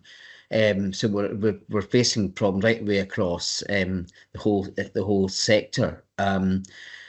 So I think also as well, I know in the NHS side with us, the establishment of the sustainability and recovery group, and pressing them last week again, that really the impact of their formation to look at the pillars in the NHS side and the annual delivery plan isn't really going to have any impact in the remainder of this financial year. They hope to have the impact in 25-26. We'll have more benefits coming from that. But I think we're facing up to, as you say, Dorothy, it's really, really grim. There's no doubt about that whatsoever. Hence the outcome of our first budget meeting that we had a week or two ago. We're facing up to some really hard times coming. But there are some things in paragraph 4.2.2 that can explain part of this away. I've just referred to it again. We've got until we get a shift change in people's thoughts and a approach to absence here. I'd love to know if dropping down by 1% in each case on absence, how much that could contribute back to budgets, because you can never afford all of this running at the percentages of absence rates that we have in both Social Care Partnership and in Dundee City Council at these levels. I mean, it's just, you're just paying money out twice for the same service. We've got to get our heads around that and stop making apologies for it. Yeah, I agree with you, David. I think I've made that point myself in the past. Absence rates are very concerning. I don't see any other hands. So the recommendations ask us to note the financial challenges, note the content of the report, and request a further update on the financial impact of the recovery plan from the Chief Finance Officer at the February 2025 IJB. Do we want to bother with that update or not? Yes, I think we'll have it, Dave. So that'll be an update in February 2025. Thank you. Next item, please. Thanks. That takes us on to item 11, which is the 25-26 budget outlook, and this is for noting. Got some good news in this paper, Christine? No. I think we'll just continue the tone of where we're at the moment in terms of the financial position. Yeah, I know. It's as David's already mentioned, we had a budget development session a couple of weeks ago, so much of this information that's in this paper was shared with you all at that budget development session. What we obviously at the time of writing, though, the Scottish Government budget's paper or statement hadn't been released at that point. So this is obviously pre-Scottish Government budget, and as I've already said, we're looking at the implications of the Scottish Government budget and what the meaning for trying to unravel the local implications for ourselves through that. So the paper and the development session highlights that we've quantified, we believe we've got cost pressures into next year of £22.8 million. Much of that is the continuation of the position that we have this year in terms of utilising non-recurring savings and reserves and our cost pressure, demographic demand pressure through sort of the care at home services, plus then additional cost pressures that we anticipate or have calculated that may be likely to be coming through next year in terms of pay implications, adult social care cost pressures, national care home contract pressures, a number of these types of things, plus the national insurance, employers' national insurance implications as well. So the £22.8 million there is a headline figure in terms, a very early headline figure in terms of our projected cost pressure levels for the next financial year. What we do know now from the Scottish Government budget statement is there will be some additional funding coming through to offset some of those pressures. We still not quite quantified the local implications, but I'll be able to share that at next week's or what I can share. I'll share at next week's development session with you all again, just to refresh the numbers. But we do know there should be additional funding coming through in terms of the adult social care pay uplift, which, as Dave's already mentioned, will go from a minimum of £12 an hour to £12.60 an hour. Some additional funding coming through for free personal care and an uplift on the NHS baseline budget as well, which is slightly different from the last couple of years, as we've only had an uplift on the NHS budgets, which are reflective of pay, which obviously have gone straight back out in terms of the cost, but we should get some additional funding on our non-pay elements of our budget, which will then help to offset some of, say, the prescribing cost pressure. So we've got some additional funding coming through. It will by no means eradicate the entirety of the £22.8 million, but we anticipate it will give us a bit of a reduction in that gap that we will need to be looking at. So the position, the papers there is saying an early indication of what we anticipate we're starting to look at for 25-26. And we'll obviously continue to be bringing further reports to you as we work through the next couple of months, but also talking about it in more detail at our development session and starting to bring proposals to yourselves in terms of options and opportunities to manage to actually close this gap and get us to a sustainable balanced budget for next year. If there's any comments or questions, happy to pick these up. I don't think I do, actually. Bob. Thanks very much indeed. I think the issue that I'm focusing on out of a lot of the issues here on this paper is the external care provider costs. And I'm thinking about the impacts on independent and third sector. Clearly, they won't get the same protections as the public sector will.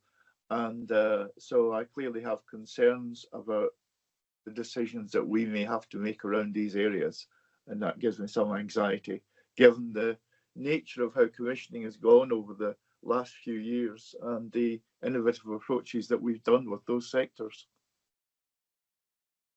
Yeah. You noted, Bob. Anyone else? So, yeah, that item is for noting.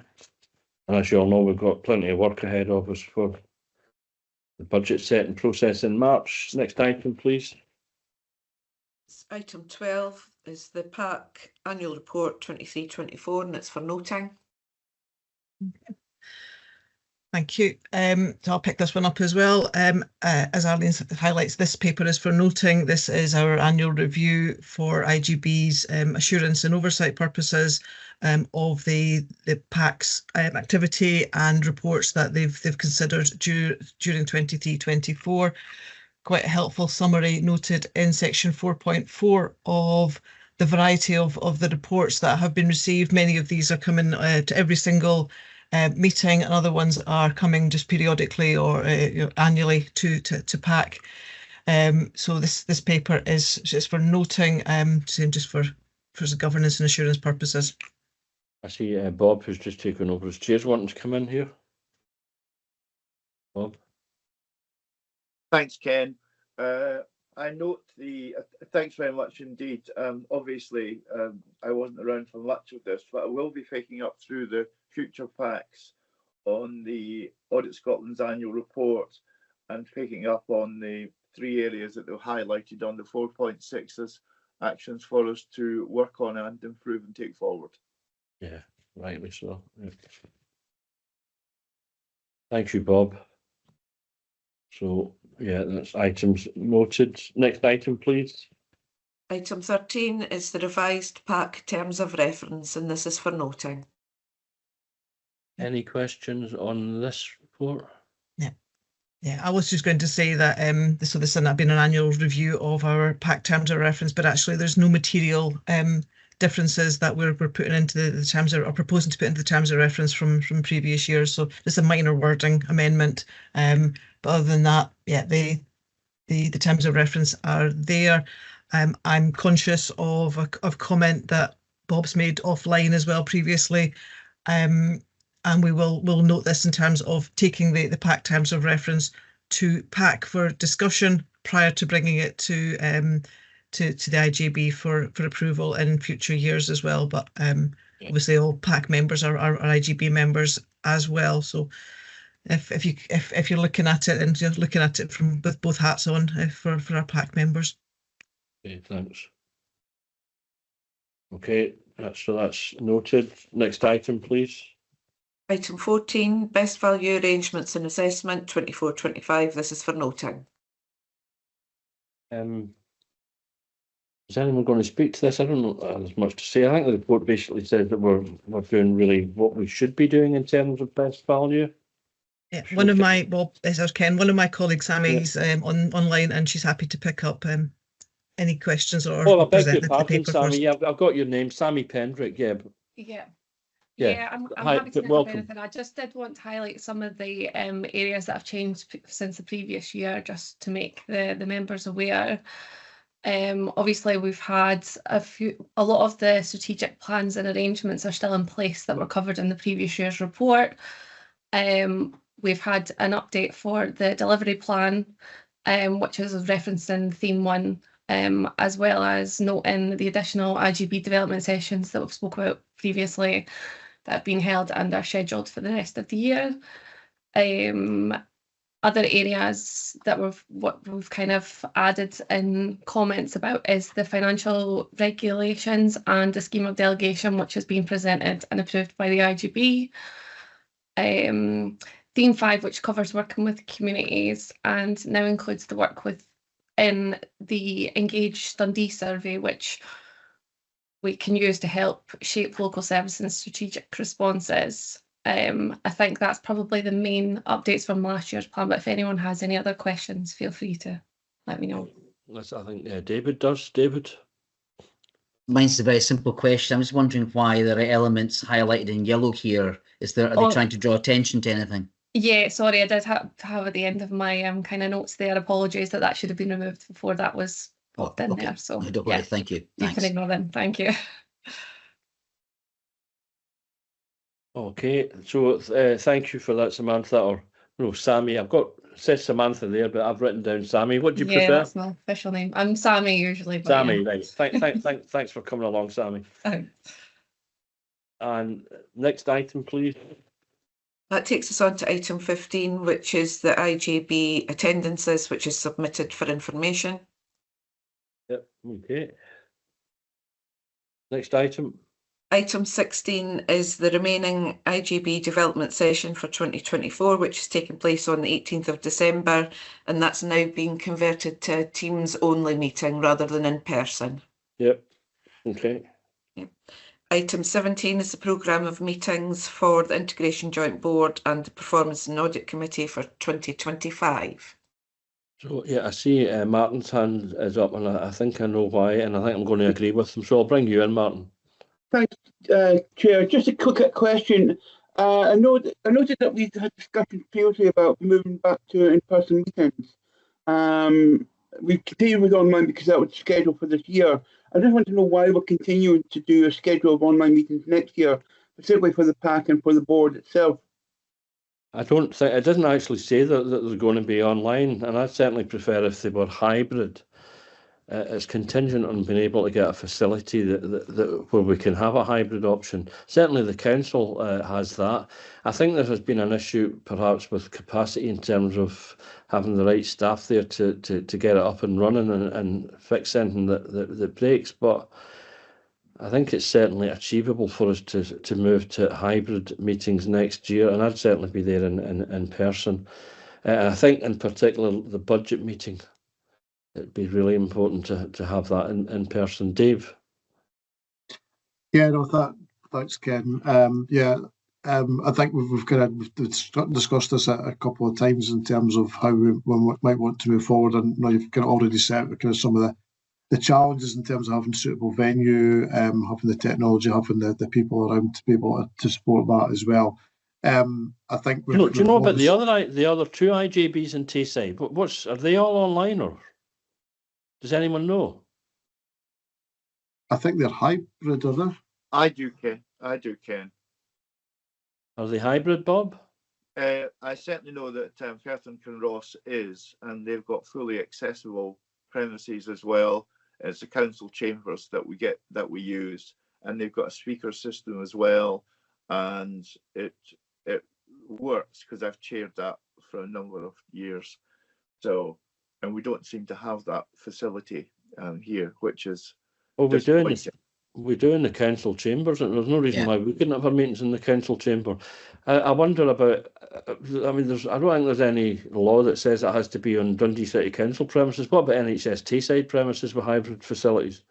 Sorry, I should be bringing in speakers here. The 1-0 win at Girona. Ali McCoy's to praise the Reds weren't quite themselves, but sensible sorts got one eye on a tough run of games. What the hell's that? That's Ali McCoy's name I have there. Dorothy McHugh. I just wanted to say I've had some experience of hybrid meetings coming from the committee rooms, Dundee City Council committee rooms, and I have to say, not great. If you're online, there seems to be too much background noise in the room. I had to leave one meeting because I just couldn't hear anything that anybody was saying. So I think hybrid's a good idea and a good way to go, but the technology has to work, effectively. Absolutely. The one council meeting, I remember there was one I wasn't well, and it actually worked really well for me, but I think it is dependent on people being aware of not having microphones on and stuff like that. So I think I was probably lucky, the one hybrid council meeting that I attended, which was fine. Dave? Yeah, thanks. I was going to suggest we maybe kind of have a kind of separate conversation, Ken, Bob, with Roger Many as well, in terms of the kind of options that are available for us for kind of moving to hybrid meetings, because I know that there are issues with permanent availability of things like the city chambers, for instance, in terms of the way it's set up, and what other alternatives that we could use. As you know, we've tried different alternatives venues for some of the development sessions where we've kind of started as a face-to-face, but then because members have indicated they prefer an online option and tried to move to a hybrid option, they've not always been particularly successful in being able to do that. So it's kind of worked as either a full online, well, mainly as a full online session with that. So yeah, I think if we can take, I mean, obviously, I'm sorry, David's want to come as well, but if we take everybody's kind of thoughts and kind of views on it, and we can have a discussion around the way forward. Yeah. Okay. David. Yeah, just to confirm, you know, the Angus Health Social Care Partnership used the council chamber for us, and we've got it set up really, really well. So you avoid all the issues that you're talking about, Dorothy. It works really well there, all round. I would have just thought, I mean, I'll leave it with you guys, Dave, understandably. I would have thought that 10 AM in the council chamber in Dundee would have been a quiet time, I would have thought, but I would be great if we could get more either in person and certainly hybrid meetings to allow all these to happen rather than being entirely online. You know, we need to get a move away from that. Yeah, because I think we're probably an outlier in Scotland. Certainly, yeah. I think Dundee City Council, I think, was the last council in Scotland to be having online meetings. Can I just clarify the difficulties I experienced with hybrid were from committee rooms? Yeah. Oh, okay. Not the chamber. The chamber works well because I've been online, and you know, that works well. But the committee rooms don't seem to be so well set up. Yeah. Okay. Thanks for that. Oh, sorry. Someone else? No. So yeah. Well, I take it these dates are agreed. And the Performance and Audit Committee, are we happy to agree these dates? And I think, Martin, you would like the hybrid option there as well, rather than just everything always being online, wouldn't you? So that's something that we've agreed to discuss with Roger and Manny. And before we move on to the date of the next meeting, this is our Christmas meeting, and it would really have been nice to be able to see everyone before Christmas. I remember, although, you know what, I wouldn't have been there today because I wouldn't have been able to chair this because I wouldn't want to infect anyone with whatever I've got. So, but I remember one year we had mince pies and stuff, and it was just nice to be able to see everyone before Christmas. I think next year, hopefully, we will. But yeah, I hope everyone has a really nice Christmas and a Happy New Year when it comes. And to you guys, yeah. And over to you, Arlene, for the final word. Okay, so the last item is the date of the next meeting, which is Wednesday, the 19th of February at 10 o'clock. Thanks, everyone, for your attendance and contributions. Bye. Bye now. Thanks, Bye, everyone. Happy Thank Christmas. you. Happy New Year to everyone. Merry Christmas.